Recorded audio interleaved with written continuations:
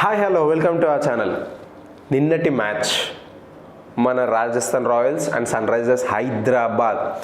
అంటే Sunrisers Hyderabad ఈసారి 7 matches మన హైదరాబాద్లోనే ఉప్పల్ స్టేడియంలో ఆడడం జరుగుతుంది.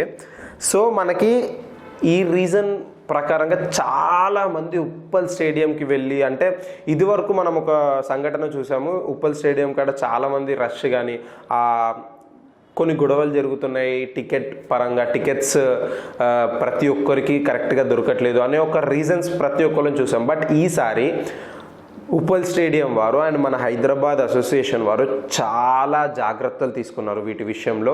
అంటే టికెట్స్ కానీ అన్నీ ఆన్లైన్ త్రూ సేల్ చేయడం కానీ, లేదంటే అక్కడ బుకింగ్ కౌంటర్స్ పెట్టారు, అది కూడా కొన్ని లిమిట్ ప్రకారంగా బుకింగ్ కౌంటర్స్ పెట్టడం కానీ, అండ్ 1500 మెంబర్స్ పోలీస్ శాఖ 1500 మెంబర్స్ పోలీస్ శాఖ వారు వచ్చి హెల్ప్ చేయడం కానీ, తర్వాత ఈ పార్కింగ్ స్పేస్ కానీ ప్రతి ఒక్క దానిపైన చాలా దృష్టి పెట్టారని తెలుస్తుంది. ఎందుకంటే ఇదివరకైనా ఇష్యూస్ వచ్చేసి దాని తర్వాత బీసీసీఐ కూడా ఉప్పల్లో మ్యాచ్ కొంచెం ఆలోచిస్తాం పెట్టడానికి, ఇండియా కానీ ఇంటర్నేషనల్ మ్యాచెస్ కానీ లేదంటే ఐపీఎల్ మ్యాచెస్ కానీ కొంచెం వెనకడిగేస్తున్నారు. అంటే ఆ ఇన్సిడెంట్ చూసిన తర్వాత చాలామంది టికెట్స్ కొన్నారు, బట్ అక్కడ టికెట్స్ దొరకకపోవడం కానీ, ఇంకా టికెట్స్ ఓపెన్ చేయట్లేదు ఏంది అని చాలామంది గొడవలకు దిగడం జరిగింది కొన్ని నెలల క్రితం ఒక ఇండియా ఇంటర్నేషనల్ మ్యాచ్ కోసం. సో బీసీసీఐ వాళ్ళు ఒక అడిగి వెనకే వేశారని చెప్పాలి. ఎందుకంటే అక్కడ మళ్ళీ అవసరమా ఇదే, అంటే ఒకసారి అయింది కదా ఆల్రెడీ, సో మళ్ళీ అక్కడ మ్యాచ్ పెట్టడానికి ఒక అడుగు వెనకకిస్తున్నాము అని చెప్పడంతో మన హైదరాబాద్ అసోసియేషన్ కానీ లేదా ఉప్పల్ స్టేడియం అసోసియేషన్ కానీ వాళ్ళు చాలా జాగ్రత్తలు తీసుకోవడం జరిగింది. 35,000కి ఎక్కువ మందే మనకి స్టేడియంలో కనిపించారు. మనకి ఉప్పల్ స్టేడియంలో నిన్న మధ్యాహ్నమైన మ్యాచ్ ఎస్ఆర్హెచ్ వర్సెస్ ఆర్ఆర్.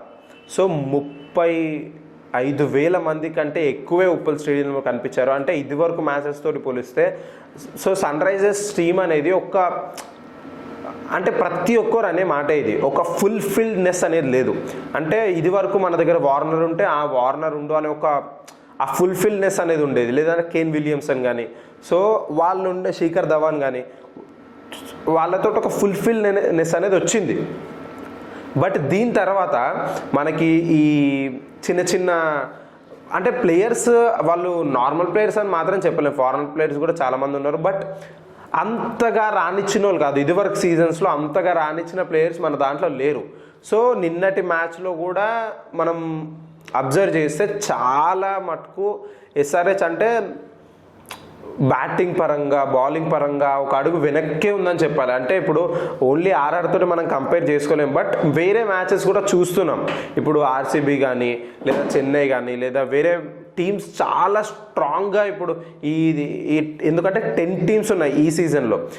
ప్రతి టీం ఒక స్ట్రాంగ్ ప్లేయర్స్ తోటి, ఒక స్ట్రాంగ్ టీమ్ తోటి, ఒక స్ట్రాంగ్ కోచెస్ తోటి రావడం జరిగింది. బట్ మన సన్ రైజర్స్కి ఎందుకు అంటే మళ్ళీ మనం 2016 సన్ రైజర్స్ టీంని చూడలేమా? మళ్ళీ ఇప్పుడు యువరాజ్ సింగ్ అంటే రిటైర్మెంట్ ఇచ్చేసాడు, డేవిడ్ వార్నర్ మనకి వేరే ఢిల్లీకి వెళ్ళిపోవడం జరిగింది. సో ఎందుకు సన్ రైజర్స్ వాళ్ళు అంటే ప్లేయర్స్ పైన ఖర్చు పెట్టట్లేదా, లేదంటే ఓకే ఆడితే చాలు అని అనుకుంటున్నారా? దీనిపైన ప్రతి ఒక్కళ్ళు క్వశ్చన్ అడగడమే జరుగుతుంది. అంటే అంతమంది ఒక 35,000+ మెంబర్స్ అంటే ఒక స్టేడియంలో it's not a normal thing. అంతమంది వచ్చినాక కూడా కనీసం సరే ప్రతి మ్యాచ్ గెలవాలని ఎవరు కోరుకోరు, గెలవకపోయినా సపోర్ట్ చేసేటోళ్ళే హైదరాబాద్. బట్ ఎలా అంటే సరే వాళ్ళు ట్రై చేసిర్రు, చాలా మార్కులు ఓడిపోయారు అంటే మాకు కూడా ఒక సాటిస్ఫాక్షన్ ఉంటుంది, మన వాళ్ళు కూడా ట్రై చేసిరు కదా. బట్ చాలా డిఫరెన్స్ తోటి ఓడిపోయారు. అండ్ మన వాళ్ళతోటి పోలిస్తే ఆర్ఆర్ ఈజ్ చాలా స్ట్రాంగ్ టీమ్. అంటే ఈ మ్యాచ్ అయిపోయిన తర్వాతనైనా మన ప్లేయింగ్ లెవెల్ని కొంచెం మారుస్తారేమో అని అనుకోవచ్చు. ఎందుకంటే ఈసారి మనకున్న ఒక ఆపర్చునిటీ ఏంటంటే ఎప్పుడైతే టాస్ గెలుస్తారో, అంటే టాస్ ఎవరైతే గెలుస్తారో దాని తర్వాత ప్లేయింగ్ లెవెల్ అనేది అనౌన్స్ చేయడం జరుగుతుంది. అంటే ఇప్పుడు బ్యాటింగ్ పడితే ఈ ప్లేయింగ్ 11 అండ్ బౌలింగ్ పడితే ఈ ప్లేయింగ్ 11 అనేది అనౌన్స్ చేయడం జరుగుతుంది. సో ఇది వరకు అలా లేదు, ఫస్ట్ ప్లేయింగ్ 11 అనౌన్స్ చేసిన తర్వాత టాస్ వేసేటోళ్ళు. ఇప్పుడు అలా కాదు, ఫస్ట్ టాస్ వేసిన తర్వాత ప్లేయింగ్ 11 అనౌన్స్ చేయాలి. బట్ మన దగ్గర మిగతా ఒక 4-5 బెంచ్ ప్లేయర్స్ కూడా అంత బాగా రానిచ్చేటోళ్ళు కాదు. ఇది వరకు హోల్డర్ కూడా మన తాను ఉండే, అంటే ఒక వెస్ట్ ఇండీస్ క్యాప్టెన్. సో అతనైనా కానీ కనీసం ఒక స్ట్రెంగ్త్ ఇస్తాడేమో టీంకి అనుకున్నాం. బట్ ఈసారి అందరూ యంగ్స్టర్స్ తోటి వచ్చారు. యంగ్స్టర్స్ అంటే వాళ్ళని ఏం తక్కువ అంచనా వేయడానికి ఉండదు, బట్ ఒక ఎక్స్పీరియన్స్ ప్లేయర్ అనేది డెఫినెట్గా కావాలి టీంకి. అంటే ఒక ఎక్స్పీరియన్స్ ప్లేయర్ ఉంటే అతను ఒక వే చూపించి, క్యాప్టెన్గా ఒక వే చూపించి మనకి యంగ్స్టర్స్ తోటి ఒక హెల్ప్ తీసుకుంటే డెఫినెట్గా మ్యాచెస్ గెలుస్తారు. అంటే ఇప్పుడు మనకి ఉప్పల్ స్టేడియం అనేది, రాజీవ్ గాంధీ ఇంటర్నేషనల్ స్టేడియం అనేది అంత పెద్ద స్టేడియం అయితే కాదు, మరీ ఎడెన్ గార్డెన్స్ కానీ అలాంటి అంత పెద్ద స్టేడియం కాదు, బౌండరీస్ కూడా చాలా దగ్గర ఉంటాయి. సో నిన్న బట్లర్ మాత్రం ఒక విధ్వంసమే సృష్టించిందని చెప్పాలి. అంటే రాజస్థాన్ రాయల్స్ వాళ్ళ బ్యాటింగ్లో కానీ, బౌలింగ్లో కానీ, ఫీల్డింగ్లో కానీ చాలా స్ట్రాంగ్ టీమ్ తోటి వచ్చారు. బట్ సన్ రైజర్స్కి ఎందుకు ఇంకా అలా కుదరట్లేదు అంటే వాళ్ళెందుకు పర్ఫెక్ట్ బ్యాటింగ్ చేయలేకపోతున్నారు ఆ పిచ్ పైన, అండ్ వాళ్ళెందుకు పర్ఫెక్ట్ బౌలర్స్ని పిక్ చేసుకోలేకపోతున్నారు. భువనేశ్వర్ కుమార్ ఉన్నాడు, బట్ భువనేశ్వర్ కుమార్ స్కిల్స్ అనేటివి ప్రతి ఒక్కరికి అర్థమైపోయాయి. బట్ ప్రతి బౌలర్ కానీ బ్యాట్స్మెన్ కానీ ఎవ్రీ సీజన్ కానీ ఎవ్రీ ఒక 2-3 సీజన్స్కి వాళ్ళ స్కిల్స్ అనేటివి మార్చుకోవడం జరుగుతుంది. ఎందుకంటే వాళ్ళ స్కిల్స్ ఎప్పుడైతే ఎదురుగా ఒక బ్యాట్స్మెన్కి అర్థం అవుతుందో ఇక ఆ బౌలర్ని ఆడడం కొంచెం సులువు అవుతుంది. అంటే ఏ బాల్ అయితే వేస్తాడు, ఎలా స్వింగ్ చేయగలడు, ఆ స్కిల్స్ ఎప్పుడైతే తెలుస్తుందో ఆ బౌలర్ని ఆడడం ఇంకా సులువు అవుతుంది.